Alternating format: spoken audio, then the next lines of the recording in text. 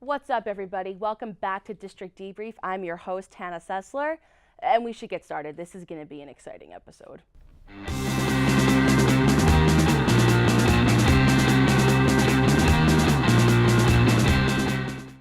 The 90th Academy Awards are on Sunday, March 4th, a night where anything can happen, so many different possibilities. Possibility number one, Get Out wins Best Picture. Possibility number two, we're all racist. Let's go through some of the contenders, starting with Call Me By Your Name, a movie that proved that there are only two actors on this earth who can play teenage boys. A movie that spent most of its time showing people swimming, riding bikes, and reading books, all while wearing very tiny shorts. And that's before the not wearing clothes part. It was nominated for many awards, but film editing was not one of them. This is surprising since groundbreaking editing techniques were used to remove a certain body part of Armie Hammer's, which was too tight against his very, very tiny shorts. Three Billboards Outside of Ebbing, Missouri was another crowd pleaser this season, surprising everybody with the fact that there are, in fact, racists in Missouri. As an added bonus, I have a joke for you to pass along during the awards. What language do they speak in Three Billboards Outside of Ebbing, Missouri? Sign language. Haha. Lady Bird was another hit. I hear it resonated for many women. I didn't know that many people were fans of Lyndon B. Johnson, but oh no, I'm being told that that's not what this movie's about. Something about moms and Sacramento. Phantom Thread is the film that has everybody going, wait, what is this? And oh, I thought Daniel Day-Lewis retired. The Darkest Hour contains 2 hours of Gary Oldman acting like your annoying grandpa who talks for actual hours at the Thanksgiving dinner table. You know, before everyone's eaten. Come on, sit down. Finally, let's talk about The Shape of Water. I would like to note that I don't understand why we're all having problems with the fish and Sally Hawkins getting their groove on. Meanwhile, Emma Watson can do whatever she wants with the CGI monster in Beauty and the Beast, and we're all like, yes, and feminism. It's a double standard, you guys. Speaking of the Oscars, we have a very special treat for you. Our Olympics correspondent, Boris, is back. He's at the red carpet right now. Wait, isn't it a little early? All right, yeah, I'll roll with this. Welcome back, Boris.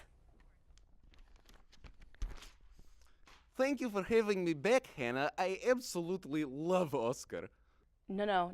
It's Oscars, not Oscar. It's plural, Boris. I'm pretty sure I know the name of most famous horse in Russia.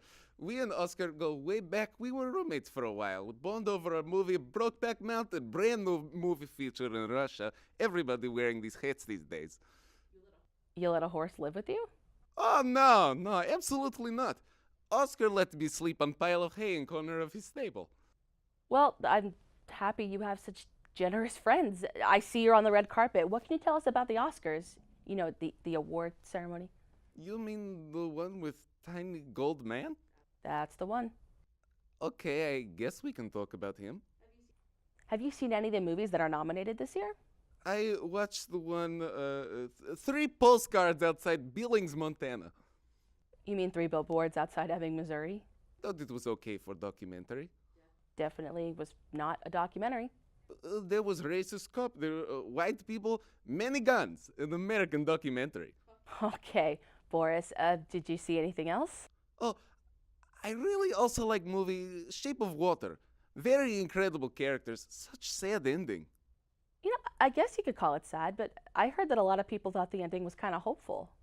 I just don't know how you tell such moving story about Russian government being betrayed by one of their own and then spend half of movie talking about Fishman. No one care about Reject Mermaid. We care about heroes of the story. Of course, that is what you would think the movie's about. Well, what'd you think of the foreign films? You know, I loved the Russian film Loveless that was nominated. Did you see it? Have I seen it? Hannah, I am in it. Really? Who do you play? I am not actor, but there is character named Boris. I don't know who wrote script, but I am honored they wrote about me. You know, just because the character's named Boris does not mean he's based off of you. Silly Hannah. His name is Boris. Okay, well, let's get to the big point of the whole night. Out of all the movies nominated for the big prize this year, who do you think deserves to win? I think it will be the Ladybird. You know, I've got to say, I did not see that one coming. It was so relatable. It reminded me of when I was 4 and mother and father dropped me off at front of Olympics Training Center and told me they wouldn't love me until I brought back gold medal and bought them a horse. I'm sorry. Anyway, since you're really early to the red carpet, why don't you run through some of the questions you're planning to ask the movie stars? Oh, yes. I really only have one question. Really? What's that? Who died? What? Boris, what are you talking about? Everyone is wearing black all of the time. It make me confused. Who died? Boris, the actors are wearing black to support the Me Too movement. Do you know what that is? Oh, I get it. When someone dies, you wear black and go, me too, because life's so miserable. Actually, it's about sexual harassment. That's why people are saying Me Too and Time's Up to try to put an end to assault in the industry. Oh, I see. So then I will ask next lady celebrity not to help me to help brush my horse hair? Nope, that's weird. Nope, don't do that. You know what? Thank you, Boris, for your time. Have a good time at the Oscars. Thank you, Hannah. Boris is always such a treat. We're going to take a short commercial break, so stick around. We'll be right back. Raise high. This isn't just our battle cry. It's our call, our challenge. Because when you are called to Washington, you are called to higher expectations, to a higher standard. We are called here to advance knowledge, to serve society, to change the world. This is the George Washington University, and what we make is history. So stand up, be bold, take risks, press on, push harder, raise high. The beautiful and fully integrated Mount Vernon campus. TM. GW's own Escape from the City. Actual quote. Want a more traditional college experience? This isn't it. Then visit The Vern. Better known to the locals as Hell. The Vern. A campus with dorms, With broken heating and insufficient accessibility. sports fields, your university writing class, Yikes. and places to eat. Not really.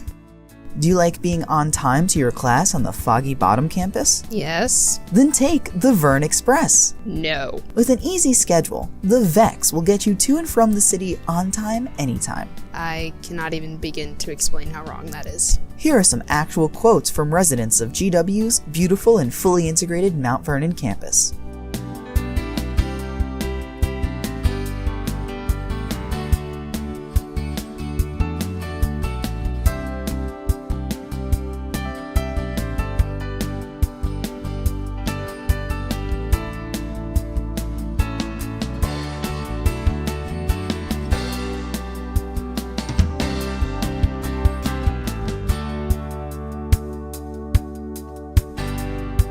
When you're deciding where to live next year, why not choose the beautiful and fully integrated Mount Vernon campus? Warning, living on the Vern is known to cause a severe decline in mental, physical, and emotional health, increased rates of anxiety, depression, and falling out of bed, Stockholm Syndrome, and other detriments to one's health. Welcome back. As the 2018 Olympics in Pyeongchang come to a close, so do the phenomenon that everyone has been following, the Bachelor Winter Games, featuring people that are only famous for promoting weird tea on Instagram, but collectively think that they are the next Meryl Streep. For those of you that don't know, the Bachelor Winter Games is yet another occasion for ABC to plaster Chris Harrison and those people who are too pretty to be real on your TV screens for at least 2 hours a week. Except this time, some of them don't even speak English. One of the foreign contestants that stood out was Yuki from Japan. She spoke no English whatsoever. But even though the language barrier did not work in Yuki's favor, she did reveal some interesting facts about reality television around the world. As it turns out, on the Japanese Bachelor, no contestant other than the winner actually kisses the Bachelor.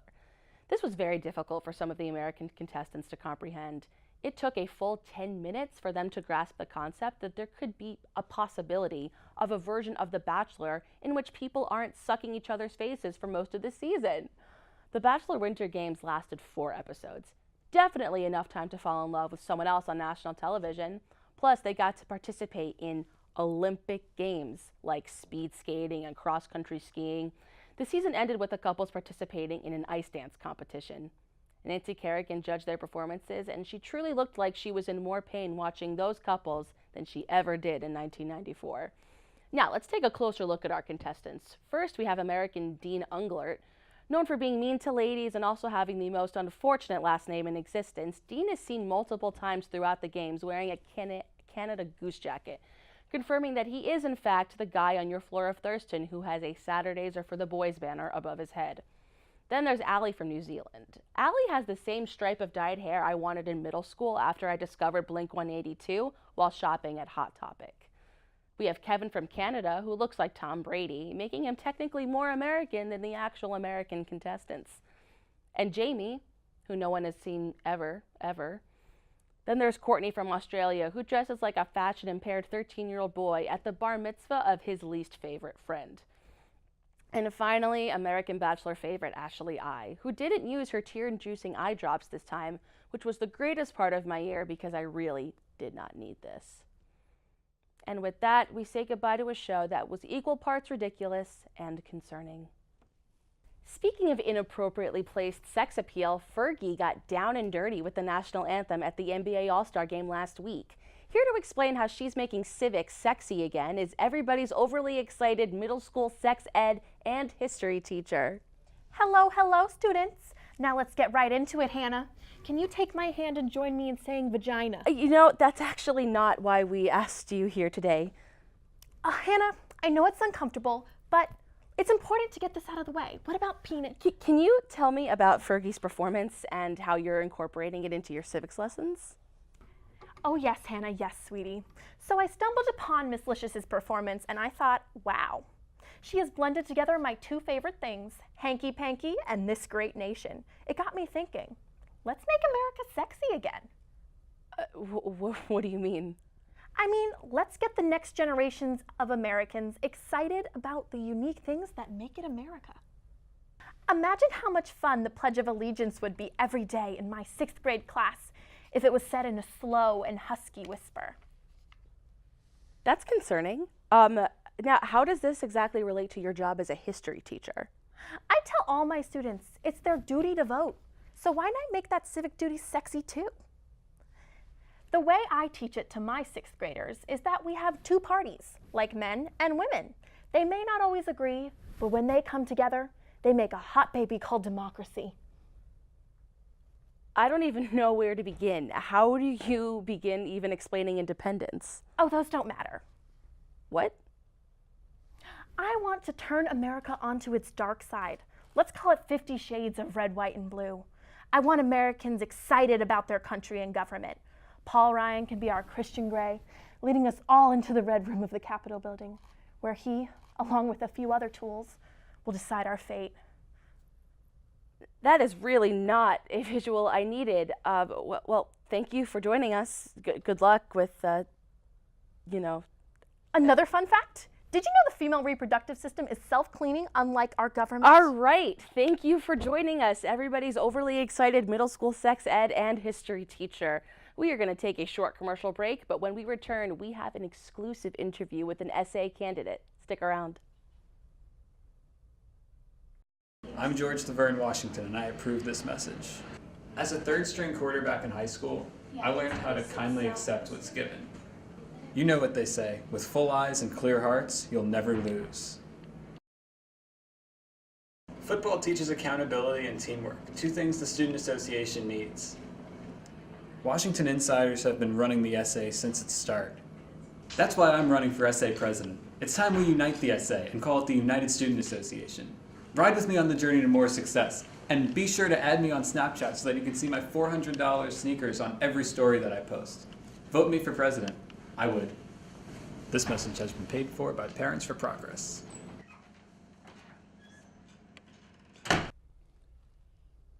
Welcome back.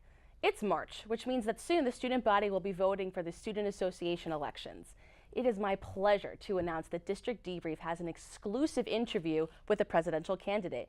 George the Vern Washington is here today to talk about his campaign. Good to have you here, George. Glad to be here. Sup?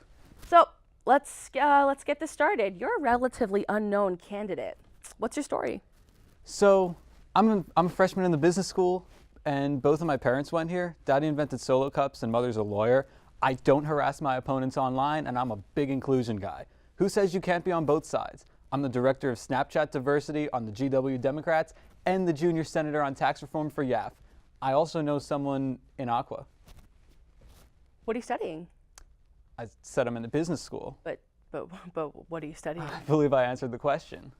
All right, so inclusivity is important to you. How will you go about implementing that on campus? Well, let me tell you, Hannah, I love being diverse. Last year was the first election I could vote in, so I wrote in Obama for mayor of my hometown, Bethesda. In terms of implementation, I think that everyone in the student body should see The Black Panther. What a hilarious movie. Martin Freeman, such a standout. I'm glad that he finally is getting his platform to really express himself. Wakanda forever. I'm not really sure that that's the main takeaway of the movie. I mean, I will say, for a movie about panthers, there were not that many cats featured in the film. I think maybe you should rewatch the movie and pay more attention next time. Mother says the same thing when I lose my sister at the country club. All right, moving on. What changes do you think you'll make to GW if you win? When I win, Hannah. When I win. When I'm president, we're gonna make some long overdue changes. The football team, they're back. They took away beef and bread. I'm bringing that back. No longer will I have to search high and low for a fast casual restaurant where I can request 7 items to be taken off my sandwich and hold up an entire line. Diversity, back. Wait, what do you mean back? It's pretty obvious. What do you mean? Well, the current president's an international student. The one before that went by they. The one before that was a woman. I think it's finally time that the marginalized group of straight white men makes a comeback. It's been a while since we've been in power. Too long, if you ask me. So I say, #time's up. Do you even know what that refers to? Obviously, Hannah, women just don't want Harvey Weinstein getting plants pregnant. Wow. All right. I guess you kind of do have the gist on that one. Wait a second. Do you even know what the other hashtags mean? Like Me Too or Never Again? #never again. That one's like, the service at Paul was so slow. I'm never going there again. #never again. Right? And Me Too. That's like when someone says, I have a Bugatti, I say, oh, #me too. No, I'm just kidding. One of my idols, Floyd Mayweather, he said that one. #money team. This is the same issue that we had with Boris before. You just don't quite seem to have those down. Well, G Wireless wasn't working for the past 3 months, so I've had no internet access. I went over my data plan every month last year, so Daddy downgraded me to an iPhone 8. I'd like to take it to the Apple store, but I can't get it set up because Uber isn't working. How are you running your campaign without a phone? Daddy hired a dude named Reince to run my campaign. Whoever came up with that name was drinking a lot of high-quality wine, let me tell you. Wait. Reince Priebus? Yeah, he says I'm going to win, and I'm going to win big, and I'll do that by being the best version of myself. Well, George, I hope to have you back sometime, and I wish you good luck on your campaign. Thanks. And before I go, I just want to say, #all Black Lives Matter, #abortion. All right, you know what? Thanks, George. We're going to take a short commercial break. Stick with us. Over the fall semester, GW student-athletes have participated in over 4,800 hours of community service throughout the DC metro area.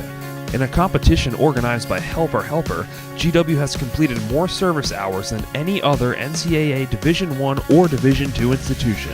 We are now in our final week. Follow GW Sports and Helper Helper app on Twitter to see the final rankings.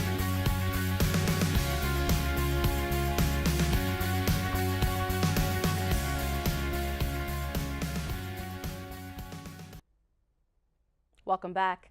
It's nearly springtime here in DC, and with the second semester almost halfway done, graduation is really just around the corner. Wondering who didn't make the cut for commencement speaker this year? We have an exclusive look. The takeaway here should be that no matter where you are, you can always follow me on Twitter. No, stop. No, I knew that wasn't good. No. And now's the part where I'm going to lead everyone in the GW fight song. Nope, out, done. Really just want to make sure that the timing is right. Oh, I seem to have misplaced my mixing bowl. Does she know that we're not on her show? This is why we don't work with people from Food Network. You know, my dad always said, there's no I in team. I specifically requested anybody but a plain white guy. I think we broke him. Hey, are you in Colombian? Are you in Colombian? What is this? I just need 15 more signatures. Let's bring J Street back! Cut! And you're watching the Disney Channel. This isn't Disney Channel. As Chuck Schumer once told me, hard work is key. You know Chuck Schumer? Yeah, I do. Do you work under him? I so work under him. As what? Intern. They say I'd get used to it. The long hours, the overnight trips, the vomit. What are you talking about? I am a GW student. I am an eMERGE driver. Jesus. And here's the part of the speech where I demonstrate how to give mouth to mouth. Cut!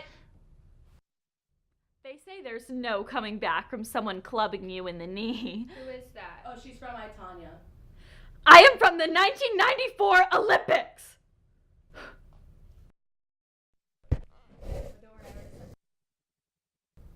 What are you doing? Can you talk?